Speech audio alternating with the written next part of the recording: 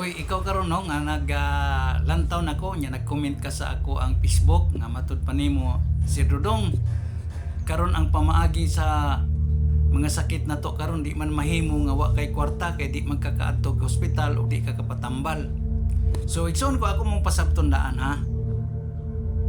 Ang kani atong ginabuhat karon sa siyentipiko nga pamaagi atong kanunay hunahon gyud nga unsaon na lang og way kwarta di ko ta kapatambal. Pero usahay makalimtan na nato ang mga natural nga pamaagi, no? Nga ang atong sakit pwede nato ng atong likayan. Diin ang paglikay niini mao pinaka-importante matud bitaw sa panultihon nga prevention is better than cure. So maayo kuno nga ato kuno protektahan daan ang atong lawas aron di ta masakit. Una ta mangita og tambal o una ta manambal. Tinuod na, igsoon ko. Kay og imog yung hunahon-naon, kung mingon ka nga di mahimo og way kwarta, labi na kog masakita. Igsoon ko kanang kwarta kalibutanon na og tawhanon nato ng pamalansi nga ang atong kinabuhi nagkinahanglan gyud og kwarta kay kun masakita. Wa ba di ka kahibalo nga mabasa nato sa Biblia. Matud pa diha ang pag-ampo sa labang makagagahom o sa Dios Ama makaayog sakit ug makapasaylo pa yung sala. So, siguro kung Kristiyanos ka karon naglantaw nako. Mutuo ka ba? Nga ang mga pag-ampo makaayog sakit. Nganong makaayog magsakit? Ako atong scientific nga pag-explain sa inyo ha. Nganong makaayog sakit ang mga pag-ampo? Gumikan kay kung kita manggod mag-ampo sa labang makagahom ug magatuo kaniya sa Dios nato nga nagbubuhat nga naa gyud tay magbubuhat. Iya tang hatagan kay kaning tag-iya sa atong hunahuna ug tag-iya sa atong pagbati ug tag-iya ning atong kusog ang Dios. Kun mutuo ka, gawas kun di ka mutuo kay imong gituohan kwarta ra gyud importante. Kay ang Dios mo tudlo nimo unsay imong buhaton, unsay dili nimo buhaton ug unsay imong kanon ug unsay dili nimo kanon. Mo nang atong mga pag-ampo imong tudloi ko ug mahimo pa lang unta giyahi ko. Ingon na ang atong mga pag-ampo. Gawas og ang atong mga pag-ampo muratag labi na natatay sakit muratag atong mandaran ang Dios. Ingana may ubang mag-ampo. Ginoo, ayuha ko. Mura bag imong sulugoon. Gihimo na to murag sulugoon na to ang Ginoo. Ginoo, buhatan ni nga maayo akong sakit. No, dili ang pag-ampo, pangaliw po, paghangyo. Unsa may mga paghangyo? Kanang moingon ta nga, Lord, tultuli ko. Ug mahimo lang unta, Lord, wad-ani akong mga sakit. Dili mandatory ba? Murag dili nato ginahimo nga sulugoon ang Dios nga maayo ta. Kay mao kanay mga pag-ampo. Dili kay ang pag-ampo ang uban man gud mag-ampo murag himo natong sulugoon ng Dios. Murag atong sugoon nga Lord, asa man ko mangitag kwarta. Ato pag yung sugoon ng Dios nga tagaan tag kwarta, tagaan tag grasya para atong ayog sakit karon ang Ginoo. Mobalik na to pangutana. Lord, tagay ko kwarta kay aron makapatambal ko. Karon og moingon ang Ginoo nimo be. Kung tagaan tagag kwarta, unsa man nimong kwarta? Aron makapadoktor ko, makapaopera ko, mapalit kog tambal. Nya karon og makapalit kag tambal kay tagaan tagag kwarta. Unsa man, aron mamaayo ko. Ingon ang Ginoo nito. Klarohan na lang kita, diretsohon na lang tag-ingon unya. Maayo jud ka og tagaan tagag kwarta. Mutaas gyud imong kinabuhi. Beyon sa may imong itubag karon kon kay mao man kana kinahanglan gyud tag kwarta aron sa atong sakit.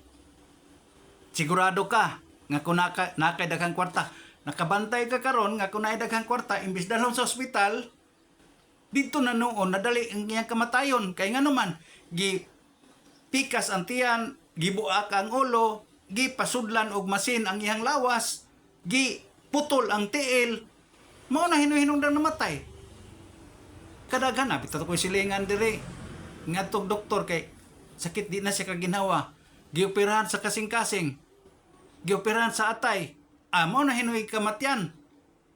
Nadali hinuy kamatayon unya ni arba ang tao ra ba nga ato ang saligan kay aron mo taas tag kinabuhi gumikan kay naatay kwarta. Muingon ra ba yun, ang pasanginlan ra ba niya sa katapusan? Dili ra ba gyud ang iyang kaugalingong buhat nga mo'y nakadalig kamatay kay iyang gidisdisan ang tiyan o iyang gibuak ang ulo o iyang giputlan og tiil. Muingon din na siya, gikuha gyud sa Dios. Ang Dios gyapon pasanginlan. Kung Dios naman lang galing atong pasanginlan sa atong kamatayon o sa atong sakit nga nakaangkon ta niini. Nganong di man siya mo itong hangyuan? Nganong di man siya mo itong duulan? Nganong di man siya mo itong tugtan nga mo'y muayo sa atong sakit? Mao na nakaapan natong tao. Kay kita materialist mo ra ta kaayo. Ingon ta og way kwarta o sige. Tagaan ta mo gigayon. Tistingin ninyo, duol mo nako, ay mo pagdalag kwarta. Uban sa kong pagampo, uban sa tong buhaton, magampo tang duha, kinasing-kasing na tong pagampo. Pangayoon na nato, basin pa, imbis dalon ka sa hospital, makagasto pa ka, operahan pa ka dito, pag uli nimo lungon na hinuong ka. Basin pa di ay. O duol mo nako, Tatay Dudong, naara ko din dili lang akong pagpanambal, pagpainom, pagpanghilot, kundili tambagan ta mo sa diniyos nga pamaagi unsaon pag-ayog sakit gumikan sa pagdili sa mga angay nga dili kanon, dili buhaton, dili iplano, dili hunaon kundili atong igiya sa Dios, atong pangayoag giya sa Dios unsay atong buhaton. Bisa tanan nga naglantaw nako, kuha ako ang contact number kanang mga masakiton karon nga naglantaw nako, mag-istorya ko nota, i-chat daw ko ninyo. Mag-video call ko nota, basin di ay doon ako'y maitampo sa imuha. Kay daghan sa mga tao usab nga naminaw nako, personal man o di sa una sa di pa ko nagtingog sa radyo, daghan usab nga natabangan nato nga nawala ang iyang pagka-stressful, nawala ang iyang na-depress siya maayo gumikan sa iyang gibating sakit. Gumikan kay nagtuo siya nga naa day Dios. Nibalik siya pagtuo nga ng Dios di ay labaw pa kay sa bandi. Kay kung tinuod lang kwarta ang hinungdan, ang nagatagas og kinabuhi ron kanang mga kwartahan unta, pero katuman hinuon nagkaon lag mga duma, nagkaon lag mga gulay, katuman hinuong way ika pa hospital, way ika pa opera, walay ika pa dialysis, walay ipakimo, mao man hinuon ang tagas og kinabuhi karong panahon na. Pero wa man ta mag-apas og tasog kinabuhi, ang importante naabay gamit ang ato ang kinabuhi. Nabay pulos sa atong magbubuhat. Nagapasalamat pa ta. O nagapangamoy bata niya o nagasalig yung tinoray niya. Dili kay muampo lang ta, labi na og di na gyud madaas kwarta, mapay atong iampo. Unsay maayo ka nga napatay kwarta, nagampo ta, di pa magasto atong kwarta, di pa ta maoperahan, di pa ta mo hospital, gumikas atong pagampo, gigihan ta sa Dios sa espiritu og nanaayo ta, mamaayo ta. So, kuhaan ninyo akong contact number, mag-chat ta, mag-istorya ta. Unya, gusto kang muduol, nako, ni ara ko sa may Mintal, Davao City. Anhi dinhi, kay mo tambal ko, bisag wa kay kwarta, donation lang akong dawaton, mo check up ko, mo painom ko og mga tambal nga herbal, nga gikan sa mga tanom diin atong mabasa usab diha sa Biblia nga dunay mga tanom giandam sa Dios para sa atong mga sakit. Doon mo dani, voluntary donation lang akong dawaton, naara ko sa may Mintal. Kuhaan ninyo, kining ako ang gisuwat diha sa ibabaw sa ako ang pag-live. Tawagi ko, pwede ko niyo i-chat, Dudong Boyser, Mananambal, Binisaya. O Dudong Boyser, Traditional Healer. Kuhaan ninyo, may istorya ta, or manhi ka din sa kuhaan, naara ko sa may Mintal, Davao City, basin pa, kung makatabang ko diha karon sa imong problema nga diin nauli po nagkakaroon sa hunahuna nga siyentipikong pamaagi nga kinahanglan jud na kay kwarta. Biko no testingi ko ninyo kanang mga masakiton karon labi na gyud kay kwarta. Duol ko no nato. So suway ko ninyo duol basin pa makatabang ko ninyo og ang Dios ray ato ang pasagdahan ni anang tanan. Uban sa atong mga pagampo nga kinasing-kasing dili kay pagampo nga murag suguon natong Ginoo, murag swimo natong sulugoon, kundi pagampo nga mga puyo ta nga unta gihanta sa Dios.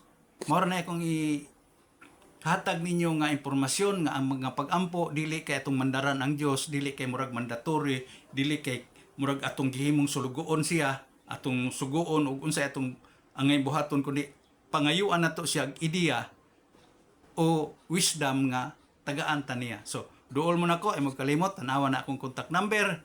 Dudong Tambalan, Tatay Dudong Tambalan na ako sa may Mintal, Davao City. So daghang salamat, maayong adlaw.